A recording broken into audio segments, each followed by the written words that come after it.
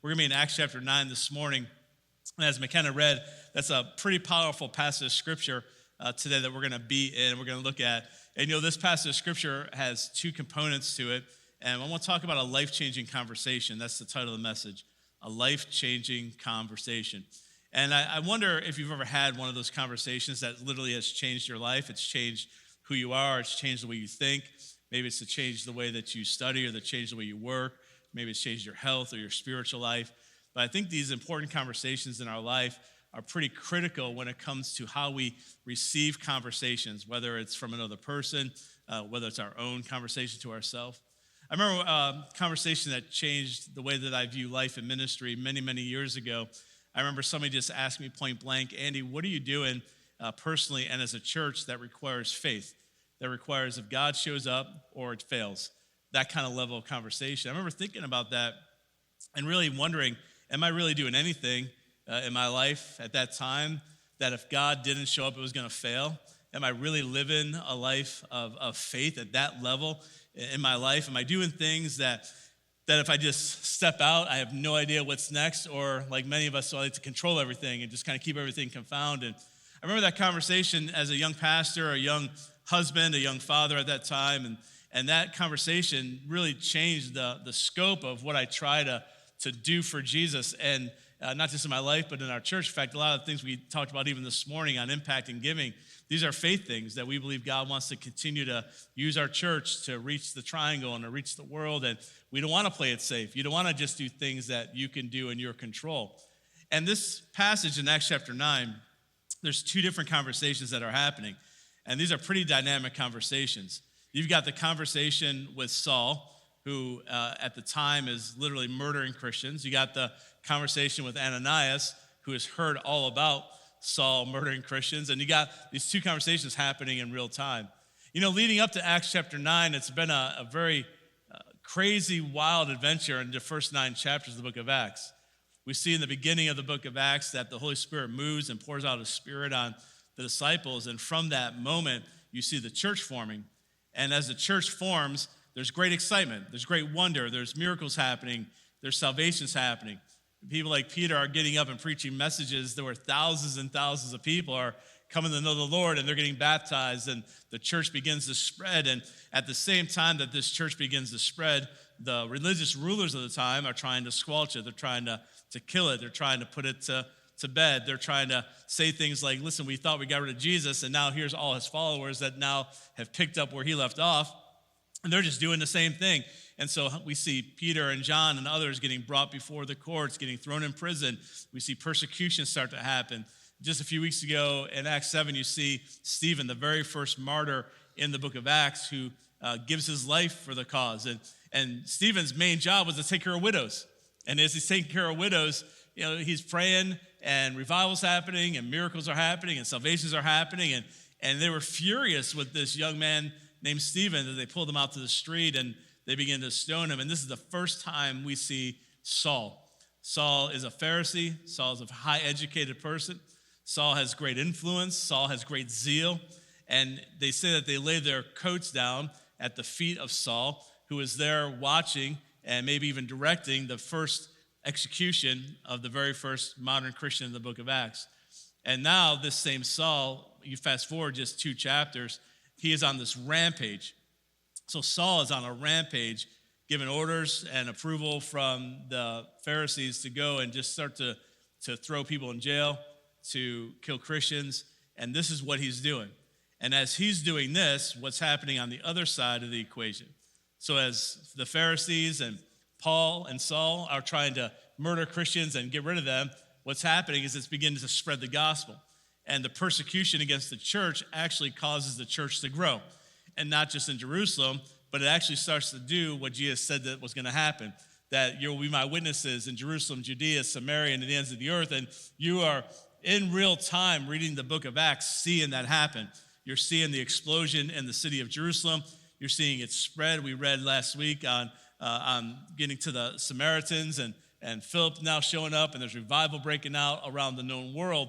And while that's happening, Saul is on this rampage. So we find Saul on the road to Damascus. And as he's on this road to Damascus, he has this amazing encounter with Jesus. And as McKenna read, all of a sudden Jesus shows up, he knocks him to the ground, he blinds him, and he speaks to him. And so that's that first conversation we see happening. And he gives him an instruction to go to this town and this city, and he goes and he's there for several days, purely blinded, obviously contemplating life in many, many ways. That's a pretty abrupt conversation to have. And as he's doing that, the Lord's already working on Ananias, who is a follower of Christ. We don't know much about him. He's not necessarily a big, well-known person or a big speaker or one of the main apostles, but he's just a guy minding his own business, doing life. And all of a sudden, God speaks to him and says, hey, I want you to go talk to Saul. And as we just read, he's like, hang on a second. I know that person. And that guy's killing people. And so why do you want me to go talk to him? So these are the two conversations that are happening. And I think about how often one conversation in our life or one conversation we read in Scripture can change everything. And that's very true. Like a conversation in our life, whether it's with somebody else or maybe it's with the Lord speaking to you, changes everything. See, the great thing about the conversation that the Lord was having both with Saul and with Ananias is both of them required surrender. Saul had to surrender. Ananias had to surrender. Both required faith. Saul had to have faith. He was completely blinded, didn't know what his next steps were. Ananias needed to have faith because he was about to go talk to the very person that was just killing Christians probably yesterday. And both of these conversations changed history. And it's amazing how one conversation with Saul changed history. Saul, who becomes Paul, ends up writing the majority of the New Testament, becomes one of the greatest leaders of the early church. And so all this is kind of happening while the gospel's moving forward. And again, Saul wasn't just mildly opposed to Christians. He was killing them. He was murdering them. Saul was intelligent. He was deeply religious. He was zealous. He was driven. He was passionate, but he was wrong. And oftentimes we can be that way, can't we? We can be so dead set on something. We could be driven. We could be passionate, but what if what we're doing is not the thing we're supposed to be doing? And so here's one of the main takeaways we're going to talk about this morning. The main takeaway is about have we found ourselves wanting to avoid difficult conversations? So now let's just not talk about a conversation, but how about difficult conversations? Conversations that just aren't easy. Maybe that's with a spouse or a coworker or a friend or a neighbor or a child. Sometimes these moments that we want to step away from, these moments we don't want to deal with, sometimes they're with God himself. Yet often these are the conversations that God uses to change our life.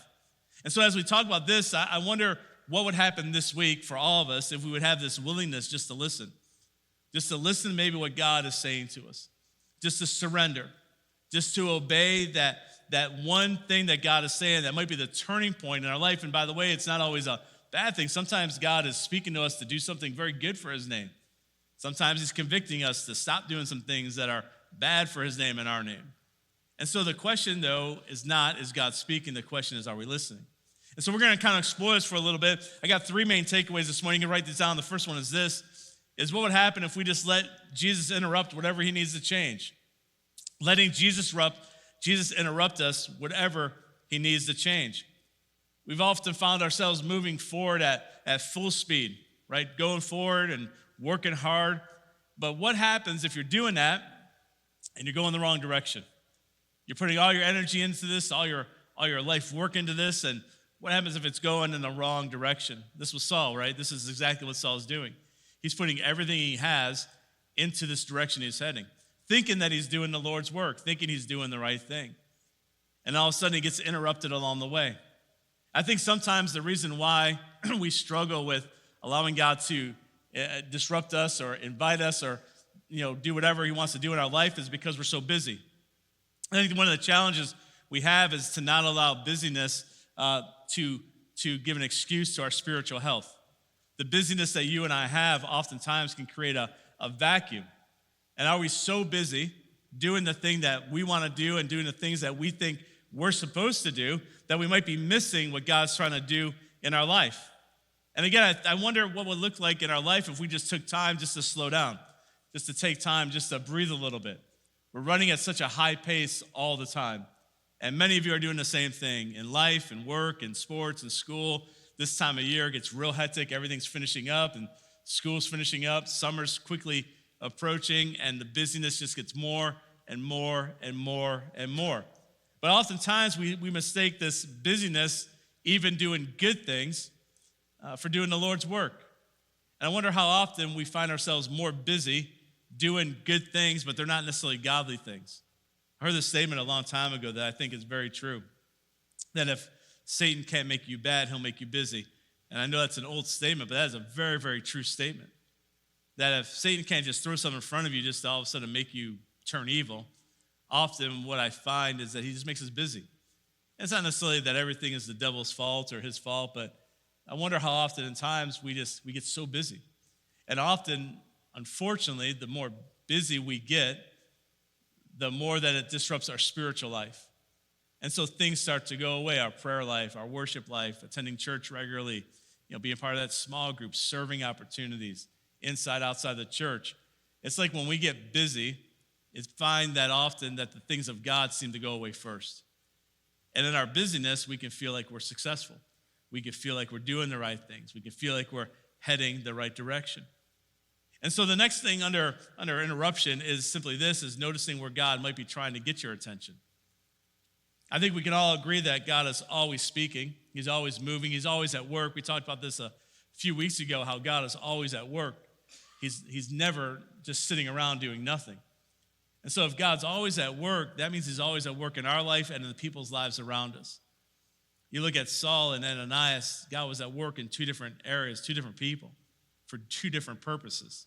He's always at work. He's at work with you. He's at work with your people that you work with. He's at work with your family members. God is constantly working all around us. And sometimes God speaks to us through what he's doing to get our attention. So where is he? Is it our conviction? Is it our frustration? Is it exhaustion? Is it conflict? Is it disruptions that we'd rather avoid? And I think, again, sometimes that God is trying to get our attention. And instead of just stopping for a minute and asking God, what are you doing? And what are you speaking? We get real frustrated. And we just start to push away and we get irritated. But I wonder what would happen in our life if we would just pause in those moments, not rush through them, and just ask God, what are you trying to say in my life? What are you trying to speak to me? Remember, often we talked about this a couple weeks ago, what often feels like an interruption from God may actually be an invitation.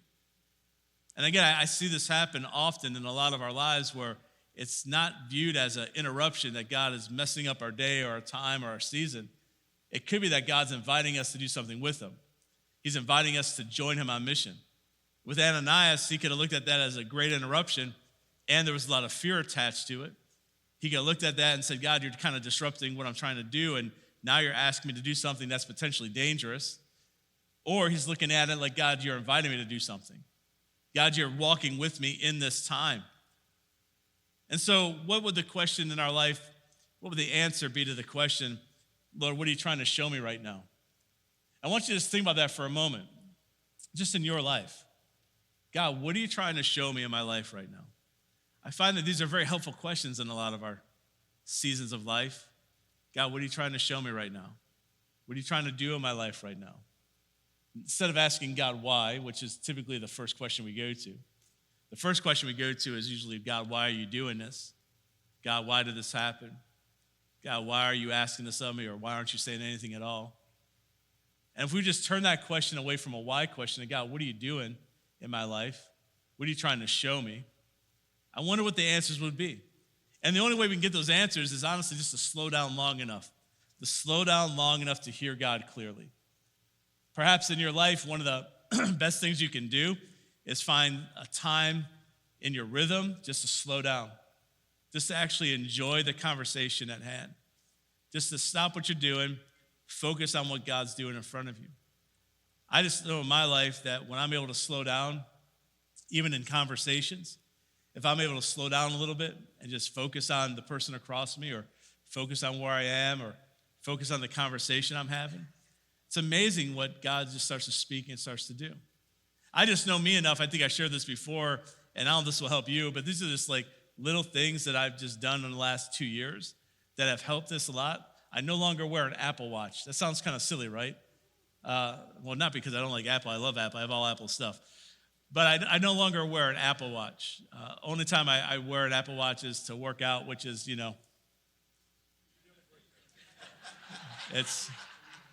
let's just say I'm not even sure where my Apple Watch is at the moment. I know it's in my house somewhere.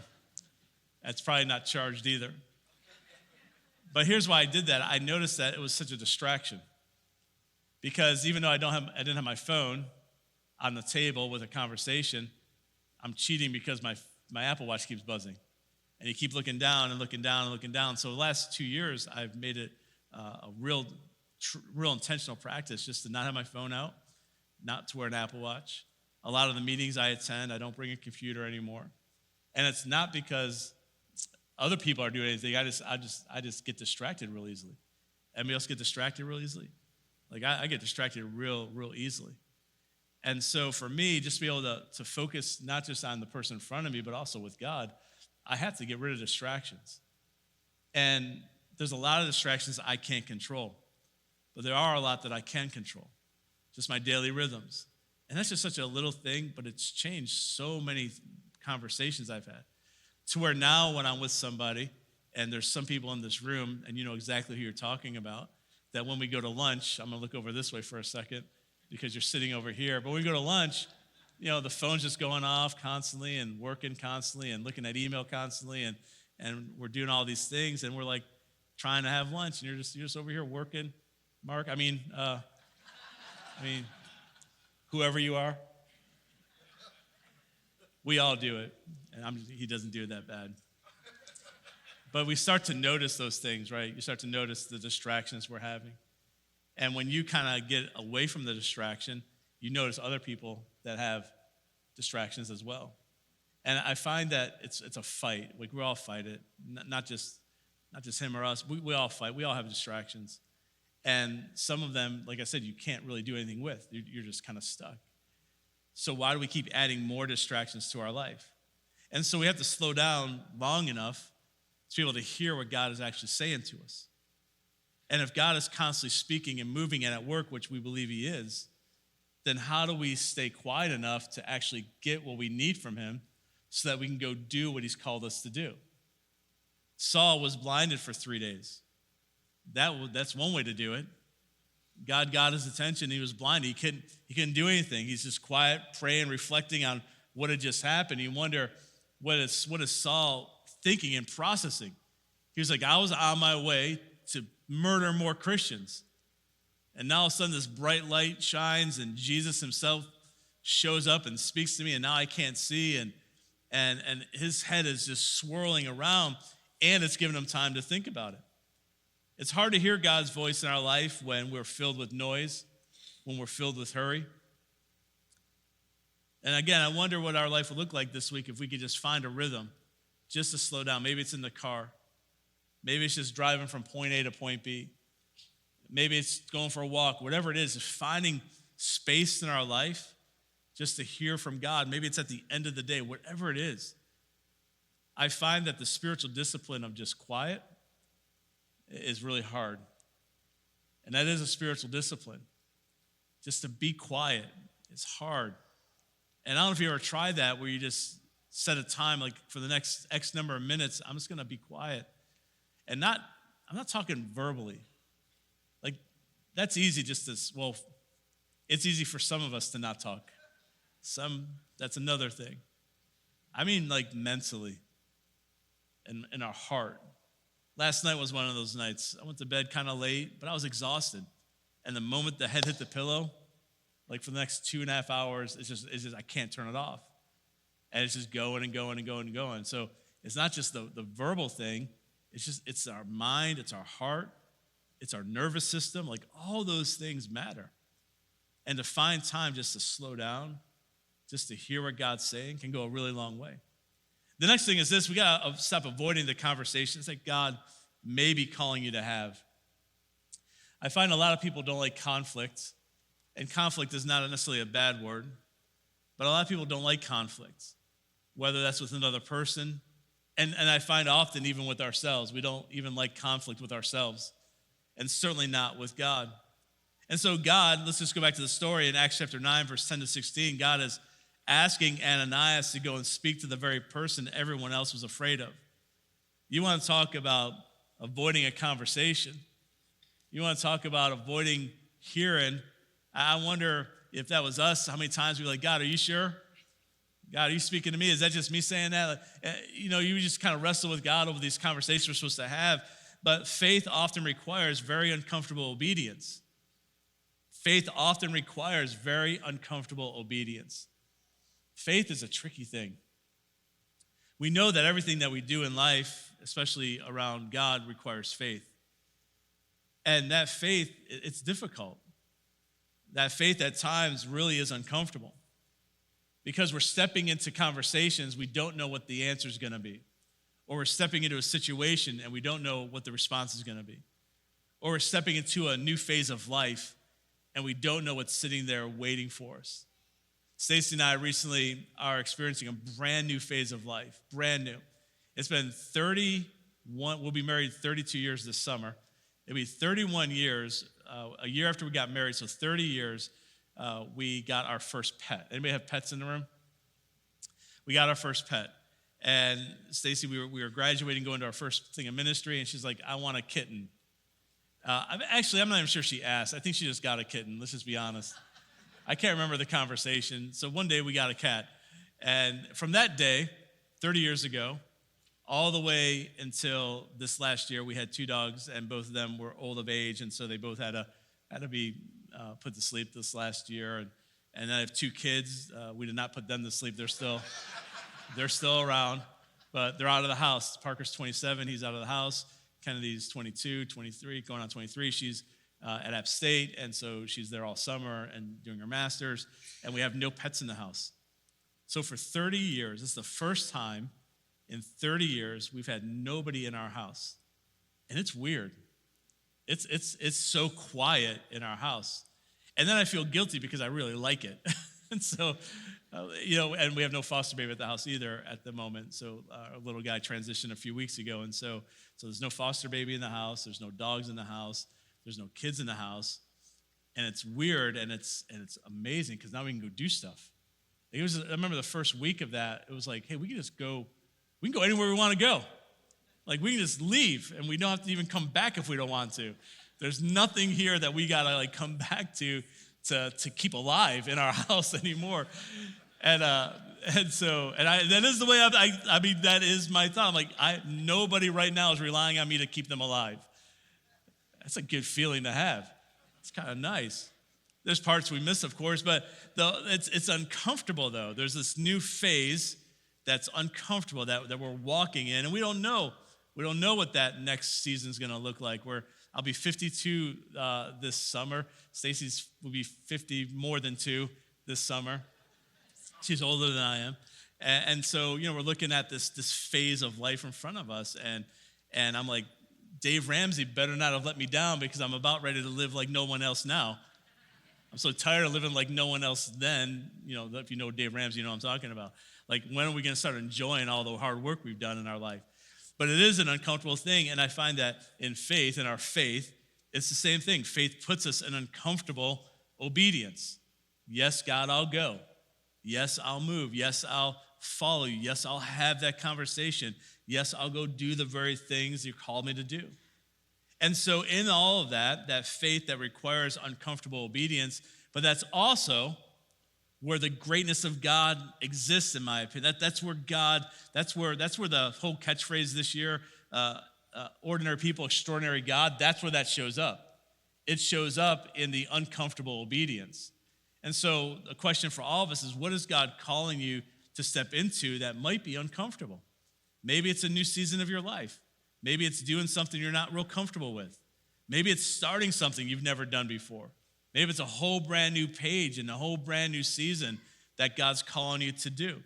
And so at the same time these conversations happening, that's the one part of the conversation. The other part of the conversation is not to define people by their past. This is also part of the uncomfortable faith movement. So in this, Ananias saw somebody that caused people a lot of pain and a lot of fear. And everybody is just associating Saul's name with all the damage he has done. And we talked about this last week. In fact, over the next couple of weeks, we'll hit this from time to time, that there's a lot of our past that we really don't want to be identified as. There's a lot of things that we used to do that we're glad are no longer part of our story. And yet, how often do we self-define ourselves by our mistakes we made in the past? Or how often does it come up in a conversation with somebody? Or how often does something come back to mind and we're struggling with that as well as with other people? And so God sees someone that he could use for his purpose. Ananias saw somebody that killed people.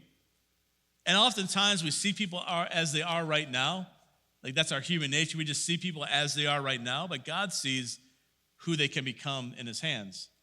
We kind of heard Jordan sing that song a little bit earlier, the clay and the potter and being formed, and that's very true. And if we're not careful, we will self-identify ourselves as the mistakes we made, or we will also look at other people and go, well, that's just who they are. That's who they are. That's the mistakes they made in the past.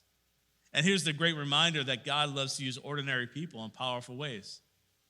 And so even with our jaded past, personally, even with all the mistakes we've made in the past, it's amazing how God just has a specialty in using ordinary people in powerful, powerful ways. Ananias wasn't famous. He wasn't influential. He was just willing to say yes. How many times have we seen that since January in the book of Acts? Ordinary people, fishermen, tax collectors, men, women, just normal people. All they did was say yes. And when we say yes, it's pretty amazing what God can do and how God can use our ordinary yes in a very powerful way. So we don't have to be extraordinary for God to use us. We just have to be available. I think all year you're going to hear that on repeat pretty regularly in the book of Acts. It's one of the reasons why I love the study in the book of Acts is because you're studying and looking at people that are just ordinary people, not clearly as educated as you are. They don't have the resources that you have today. Yet an entire movement started because a bunch of uneducated, ordinary people just said yes. And I think what God can do in our life and in the lives of people around us by you and I just saying yes. But here's what that requires. It requires us to look for those opportunities, to look for the areas that God is calling. This is why it's important for us to slow down, why it's important for us to slow our heart and our mind and our life and our pace, just to slow down long enough to see what God's doing around us so that we can join him. Finally, this morning is this. One of the great lessons we learned in Acts chapter 9 is how one conversation, one courageous conversation, can change more than you realize. Keep going back to this time and time and time again over the last couple of weeks, how courage often begins with a single, simple step of obedience. That just having that first step, having that first conversation. We have no idea, as we've been talking about, no idea what the conversation you have with somebody can do in their life. You have no idea what can happen with one conversation. I remember many years ago, and this still impacts me greatly, and it wasn't anything special about me or what I did. I remember I had a conversation with a young man one time, years and years and years ago. We were at a retreat, and there were other churches there and other youth groups there, and this is when I was a youth pastor, and I remember just having a conversation with a kid that was sitting by himself. I just felt the Lord just saying, hey, just go talk to him. I remember going over talking to him and just encouraging him, and found out he was struggling with some stuff and wasn't fitting in and was just discouraged. And it was just one conversation, didn't think anything about it. Just kind of talked to him, prayed with him, and just moved on. And years later, I didn't know who his dad was. His dad was a pastor. I didn't know that at the time. And years later, I see his dad at a place where there's a pastor's network. And this pastor came up to me and was like, hey, I'm so-and-so, and you have no idea who I am, and you might not remember my son you talked to a couple years ago. And I just want you to know that one conversation you had with him changed the course of his entire life to where now he's in ministry full-time.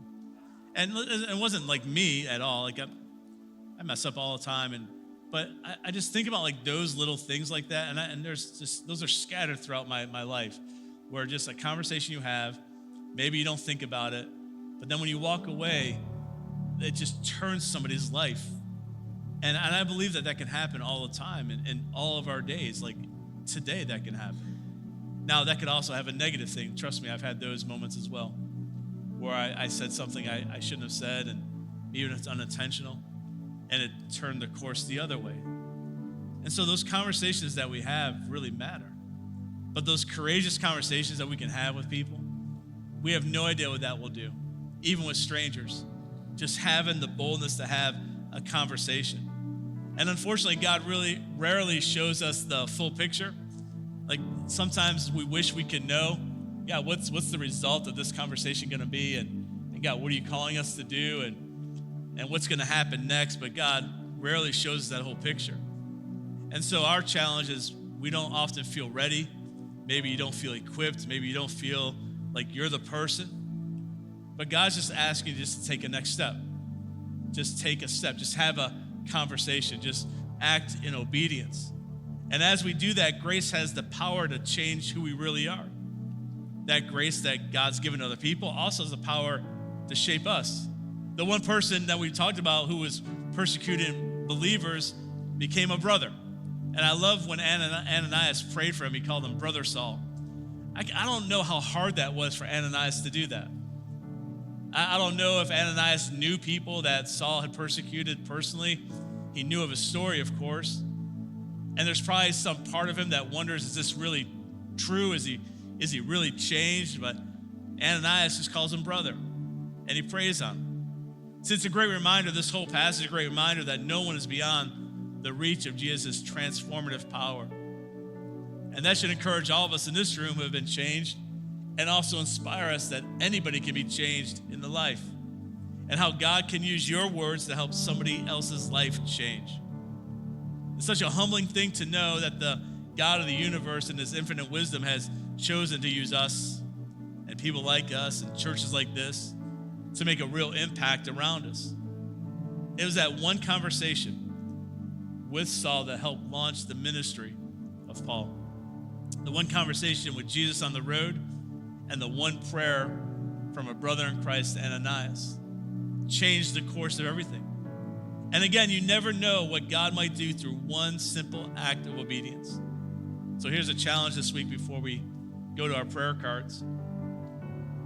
What would happen if we start the conversation you've been putting off? And maybe that's a conversation with somebody about the Lord. Maybe it's a difficult conversation with somebody because you got to have a hard conversation. What happens if you send that text that you've been putting off and thinking about and overthinking? What if you pick up that phone and make a phone call to somebody, or reach out and invite that person to coffee or lunch? Offer encouragement to a friend who needs it. Take a moment to pray with somebody this week. See, all of these small things aren't small things. God's at work. God's doing something. And one of the great things we can do is just join where he is. I wonder how many people around us are waiting for a conversation like that from somebody like you. People all around us waiting for that conversation, that God brings that person in front of you. God directs that person in front of your path. Whether it's a stranger, somebody you know from years, let's not underestimate what God can do through a single moment of obedience. Both Saul and Ananias had that simple act of obedience. And sometimes it's that smallest step that opens the biggest door. It's that smallest conversation opens the biggest door of all that you can do. And it's amazing what can happen. Just one conversation with Jesus can change a life forever, including yours. One conversation. I still remember the one conversation I had with God that changed me forever. Many of you probably remember that one conversation you had with God that changed your life forever. When you realized how loved you were, when you realized how forgiven you were, when you realized how cared for you were. And just think that there are so many people that have not had that conversation yet. And how your and our one act of obedience can change that forever.